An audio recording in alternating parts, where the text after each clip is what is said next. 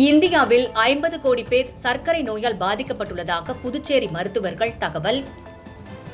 நாட்டில் 42 கோடி பேருக்கு டைப் 2 நீரிழிவு நோய் உள்ளதாகவும் 66 கோடி பேர் நீரிழிவு நோய்க்கு முந்தைய நிலையில் உள்ளதாகவும் 50 கோடி பேர் ரத்தத்தில் சாதாரண சர்க்கரை அளவுடன் அதிக இன்சுலினை கொண்டுள்ளதாகவும் மருத்துவர்கள் தெரிவித்துள்ளனர். புதுச்சேரியில் 40% பேர் நீரிழிவு நோயால் பாதிக்கப்பட்டிருப்பதாக மருத்துவர்கள் கூறியுள்ளனர்.